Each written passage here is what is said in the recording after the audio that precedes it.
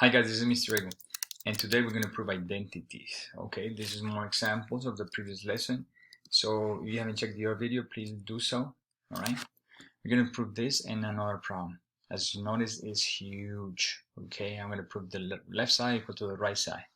Again, same strategies that we did before, and these are the identities that we can use. Alright, be careful, pay attention to this Pythagorean identities because we're going to use some of this in a minute. Let's go. So, let's start with this one, I guess. All right, and then we're gonna get to this one. All right, those two we're gonna use work to right now. Oh yeah, the reason I'm starting with this is because I have to the second power. All right, I have my functions to the second power. Therefore, I can use the Pythagorean identities. I notice that I have tangent plus 1, cosine plus 1. So tangent plus 1. I gotta prove that this is equal to tangent squared plus 2. Interesting. So tangent, let's bring that tangent identity. 1 plus tangent equals to secant. Okay, so let's bring this one. So 1 plus tangent squared equals secant squared. Okay, let's bring that one. I notice that I have tangent plus 1, which is the same as 1 plus tangent. So this becomes secant squared of theta. Okay, and I'm going to keep this to the same thing for now. Okay, the idea is to get to tangent squared plus 2. I reduce, right? The idea is to condense, not to make it bigger, to condense. What about if I turn secant into 1 over cosine? Because I notice that if I FOIL this, if I distribute this, it's going to give me secant squared theta times cosine squared theta plus 1 times secant is going to give me secant squared theta. Right now I have no idea where I'm going. I'm just trying something to see if it makes sense or not. The first step that I did was to condense, so that makes sense. Now secant is the same as 1 over cosine, right? Squared of theta, and then times this cosine of theta plus this secant is the same as 1 over cosine theta. Okay, if I multiply these two, this cosine is going to cancel with this cosine, and what I have left is 1. So this cosine squared cancels that cos, and I have 1. Interesting. Okay, and then I have 1 over cosine squared. Okay. Alright, let's keep going. This is cosine squared. So now I have 1 plus this. So let's add those. So we need the same denominator, so I gotta multiply times cosine. So to add these two fractions, I gotta multiply times cosine on the top and cosine squared on the bottom. And that's gonna give me cosine squared over cosine squared plus 1 over cosine squared. Okay, can I combine this? Let's combine them. Let's erase the top. I have the same denominator, so I'm going to keep the same denominator. Okay, I don't know if you guys heard my son screaming in the background, playing FIFA, so I don't know. I guess he lost. Alright, let's keep going. Same denominator, so I can add those two, and I'm going to have cosine squared theta plus 1. But okay, but what now? What? How can I get to this? Okay, but hold on. I need tangent. In order for me to get to tangent, I need some sine at the top. I have cosine on the bottom, that's okay. But I need sine at the top. So what's going to happen is I'm going to turn this 1, and I have sine squared plus cosine equals 1. So what I'm going to do is I'm going to turn this 1 into sine plus cosine. So I keep the cosine. Okay. And is this 1 instead of the 1? I'm going to apply sine squared plus cosine squared, right? Over the same denominator. If you notice, I haven't canceled anything. Alright, what about now? Let's combine this cosine and this cosine, right? So I'm going to have, I have sine squared theta plus 2. Oh, I see what's going to happen. Divided by cosine squared theta. Let's erase. So if you notice, I see the 2 right here. So this cosine on the bottom, hold on, let me put the equal, right? We're working on the left only. So this cosine is going to divide both. So I can break this into two, sine over cosine and this cosine over this. So this first sine over cosine, let's do an extra step right now.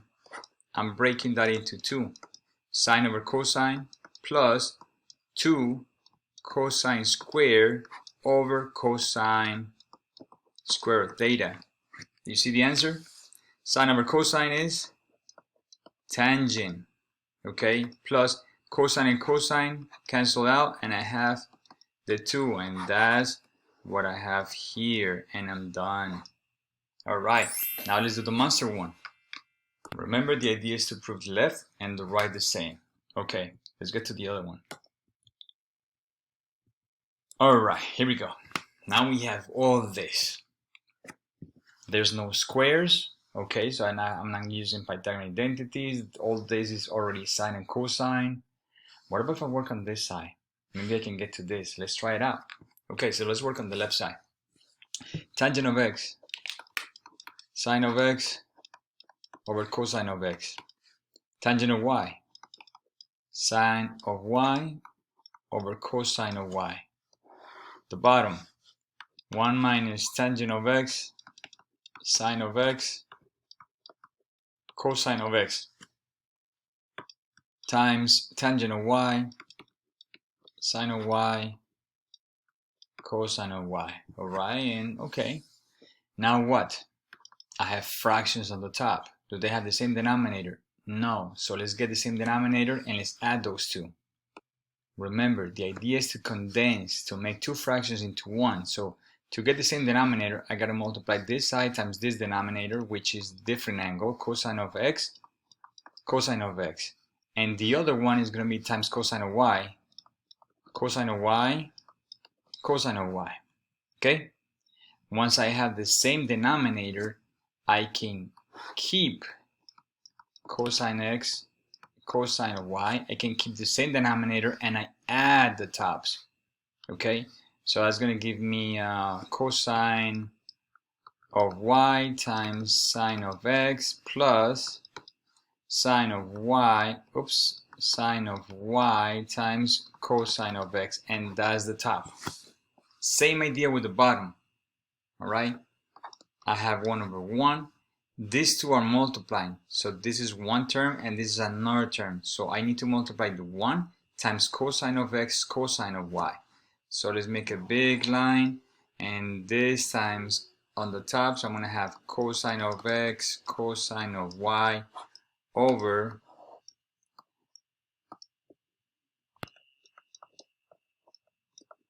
right? I turn this one into cosine of x over cosine of, cosine x, cosine y over cosine x, cosine y. The same thing on the top and the bottom, and they're multiplying.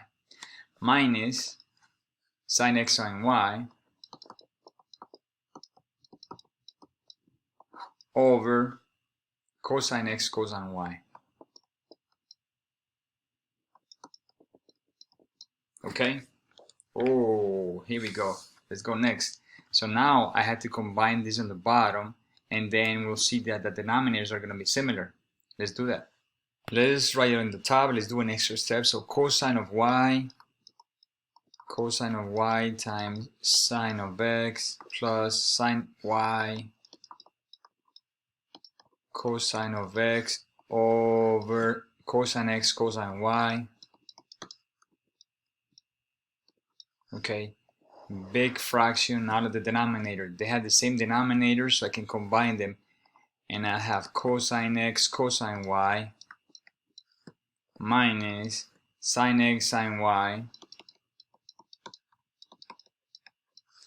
over that denominator, which is the same thing, cosine of x, cosine of y. Let me erase and let's finalize this thing.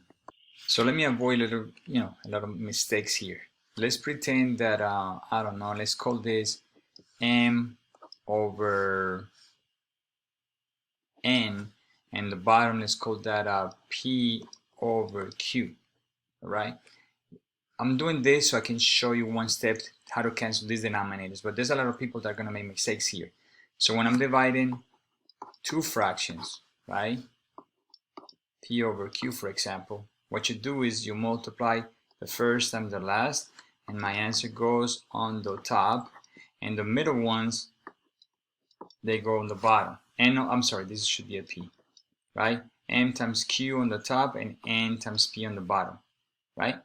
So the first and the last goes on the top, and the middle ones goes on the bottom. And what's going to happen is this is going to be on the bottom, this is going to be on the top. So this will cancel this. All that's what I'm trying to say. And therefore, what you have left, you ended up with cosine of y times sine of x. We can ignore this. This is just to show you how to divide the two fractions, all right? That was it. Let's keep writing the answer. And this is going to be a plus. So cosine y sine of x plus sine of y cosine of x over the denominator, which is going to be cosine of x cosine of y minus sine of x sine of y. Now, in general, let's look at it. So look at the other side. I have sine of x cosine of y. They're multiplied. That's the same as cosine y sine of x. It's just flipping the order. So this is the same. And the other side you have cosine x sine y, cosine x sine y, because they're multiplying, it doesn't matter the order. Alright, and the bottom, cosine x cosine y, which is what I have, minus sine x sine y. So this is the same as this, and I'm done. Now, one more thing. When you're doing identities, it's very important for you to know how to divide fractions. Alright, because the most common mistakes here is when you divide these fractions. People start canceling things that you're not supposed to. Now, one more thing. Before you cancel things, the only thing you can cancel are things that are multiplying.